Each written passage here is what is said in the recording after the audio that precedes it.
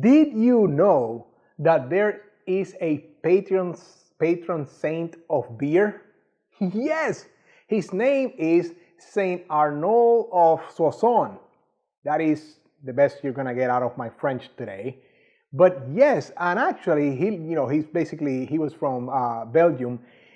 He actually encouraged the locals to drink beer instead of water because of its health benefits. What do you think about that? And today, do I have a great recommendation for you? So if you're looking for a great American stout and one that will surely make you look like a connoisseur, then join me on this tasting. My name is Eddie, and I have tasted and sampled many beers from all over the world, and it is my passion to help you find that perfect beer you're looking for. Whether you're looking to try something new or there is something very specific that you're looking for to pair with your food, I got your back.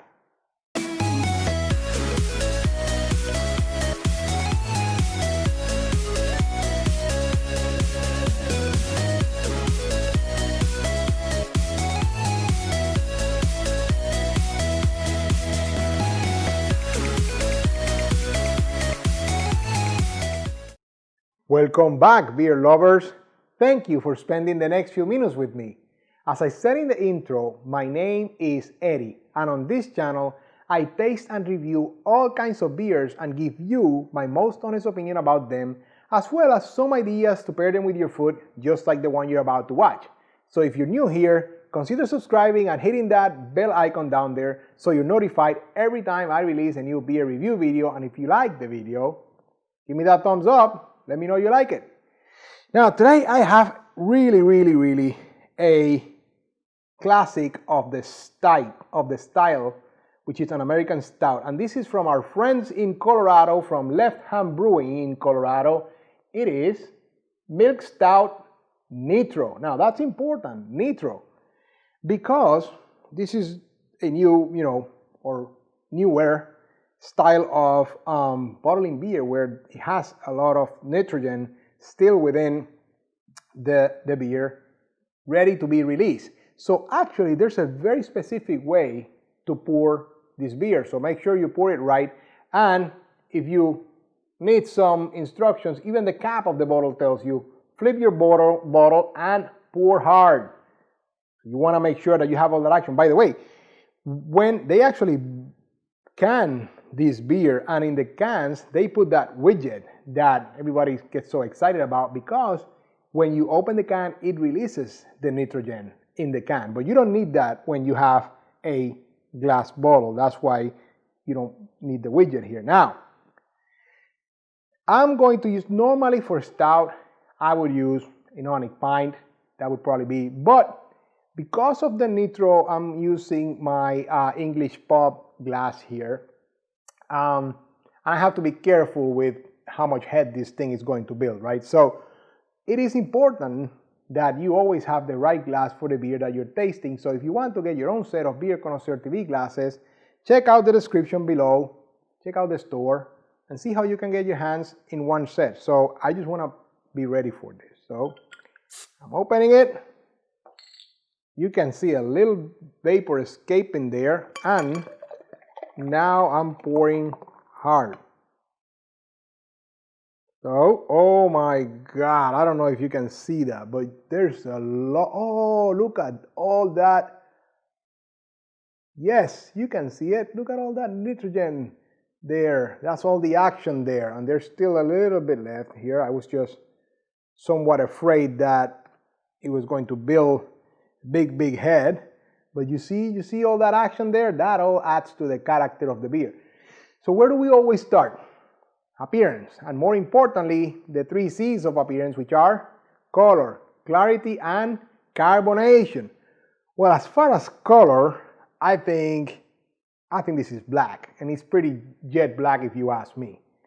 As far as clarity, it is very clear. You could see that when I was pouring it, not that you can see anything through it. It's not translucent or anything like that. Like I said, it's pretty dark black, but it was clear. You could see that when I was pouring it. And as far as carbonation, this thing takes a whole other level for carbonation. So lots of carbonation thanks to that whole nitrogen effect there. And look at that head. That's a nice light cream color head, but it's just retaining that forever there. Look at that. You still have well around 2 fingers, about an inch, and it's just not going anywhere. So that's all part of the nitro effect there. So now aromas, right? Nice. First thing I could smell was kind of like a milk chocolatey, almost like if when they're making fudge, you know, you come into the fudge factory, that's kind of like the first you get. Then there's a little bit of, maybe a little bit of roasted coffee bean, you know, that's all from the roasted malts probably. Maybe like a little brown sugar, caramel, sweet, that's about it. Yeah, I don't know that I'm picking up any other scents from that, but very nice. Now I'm going to enjoy this, and I'm going to enjoy it the way it's supposed to be enjoyed, when you're going to see some cream color foam on my upper lip.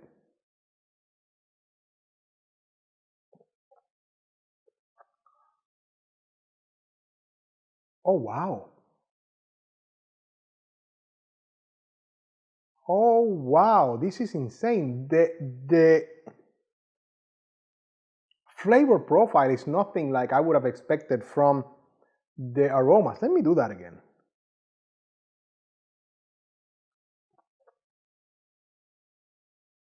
Wow. It starts sweet and it stays sweet. So there's not a lot of change in the flavor. The tip of the tongue, you can actually feel that sweetness immediately as it comes on that tip of the tongue, and then the middle, oh my God, you get that. It really feels like you're drinking chocolate milk at some point.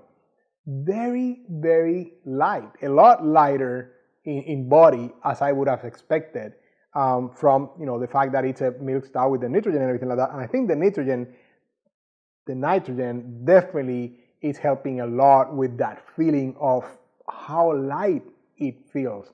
It's definitely a great, well-balanced taste. So like I said, starts sweet, then the middle opens up with more of that milk, chocolate, caramel, brown sugar taste, and the end is just crisp.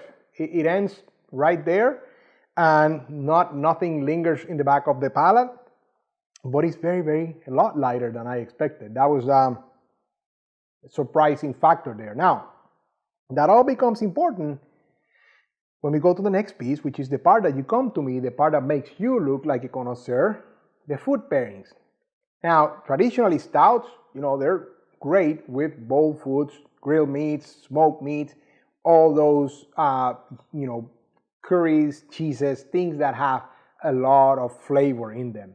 So today, I'm going to go along those lines, but I'm going to have some specific recommendations. So the first one is going to be pulled pork tacos. Yes, and I like the fact, you know, the tacos, because the flour in the tortillas of the tacos, it's really a nice piece of the pairing here. So it has that bready characteristic from the flour, you know, tortillas. It's going to really pair well with that, without mentioning that the pulled pork barbecue is going to be a nice, you know, complement to a little bit of the flavor profile of the beer. So that's going to go great. Pulled pork tacos, that's going to go really good. A smoked prime rib, it's also a great one, a great dish that you can have yourself with this beer. And again, with so much carbonation and so much of a, you know, astringency and cleansing effect here, it's going to cut through some of that fat, some of that, you know, the richness of the smokiness in your meat, in your beef. So it's going to really help you enjoy that bite after bite. And finally, if you want to stay maybe on the lighter side, you can still have some seafood with this beer. And I'm going to go with some brown sugar smoked salmon. Yes, a nice brown sugar glaze and smoky salmon, the way you want to make that in the grill or in a smoker. Yes, that's going to be a great pairing. Now, as far as the cheese, I have here a smoked cheddar, which is, I'm going to recommend you can do a smoked cheddar or an aged cheddar with this beer. But I have a smoked cheddar here that I would like to try and let you know how that goes. Actually, this is an applewood smoked cheddar. So I'm gonna taste it and let you know how it goes with this great beer. I got this passion, and it's burning deep inside of me. And this time, no. Very, very, very, very good. As I said, this beer has a very potent ability to cleanse your palate, and I made sure that the cheese covered my tongue. I wanted to see that effect.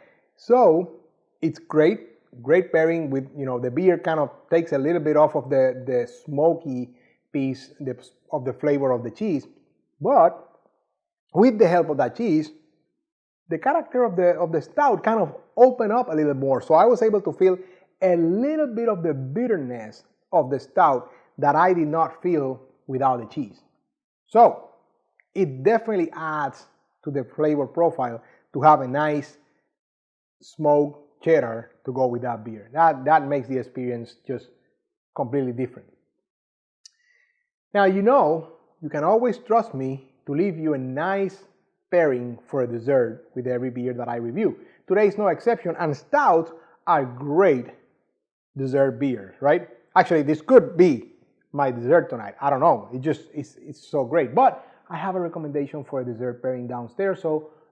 So go ahead, open the description and get that. Unlock the secret. That's my gift to you. So that concludes today's lesson, but not before. I always like to ask you, have you had Left Hand Milk Stout Nitro before?